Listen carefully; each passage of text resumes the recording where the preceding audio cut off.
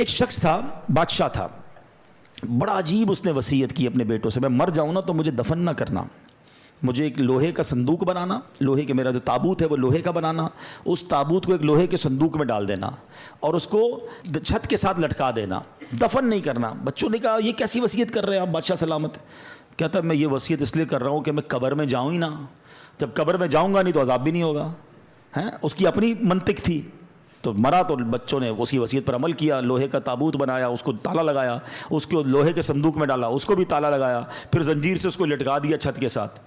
تو کہتے ہیں جب یہ سب ہو گیا تو ابھی کمرہ بند کیا، رات ہوئی تو کمرے سے آوازیں آنے لگی، سب پریشان کہ تابوت بھی بند، اس پر بھی تالا، صندوق پر بھی تالا، وہ تو لٹکا ہوا پر لیکن اوپر سے بڑی خوفناک آوازیں آ رہی۔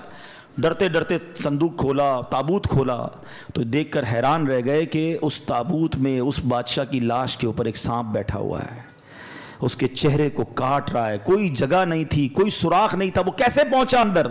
سب حیران۔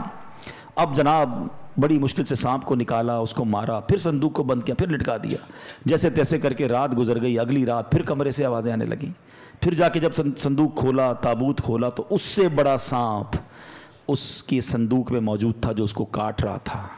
اللہ اکبر! پھر اس سانپ کو باہر نکالا، سانپ کو مارا، پھر تالا لگایا، پھر لٹکا دیا۔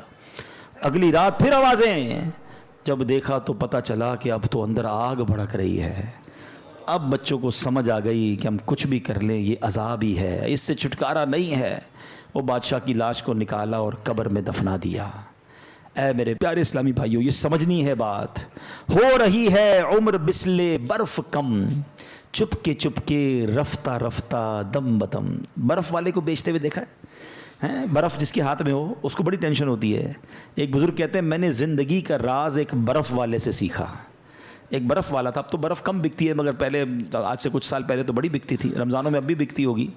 تو وہ کیا کہتا ہے؟ اے وہ لوگو اس پر رحم کرو جس کا سرمایہ پگھل رہا ہے، جلدی خرید لو ورنہ کیا ہوگا؟ پگھل جائے گا۔ کہتے میں نے جملہ سنا، مجھے بات سمجھ آ گئی کہ میری زندگی بھی تو یہی ہے نا، ہم سب کی زندگی میں کوئی ایک برف کی، ہمیں سب کو ایک بلاک دے دیا گیا، برف پگھل رہی ہے، کبھی بھی ختم ہو جائے گی، کسی کی کل ختم ہونی ہے، کسی کی مہینے میں ختم ہو جائے گی۔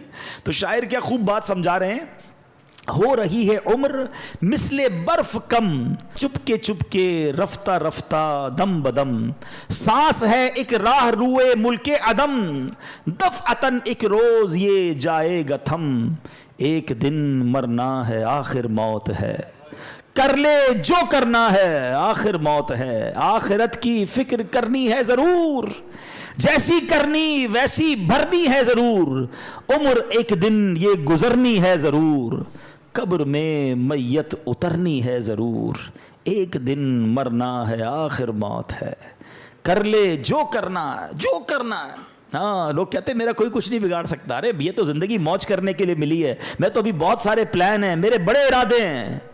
شاعر کہتا ہے کر لے جو کرنا ہے آخر موت ہے، مرنا پڑے گا اور مرنے کے بعد اپنی کرنی کا پھل بھگتنا پڑے گا۔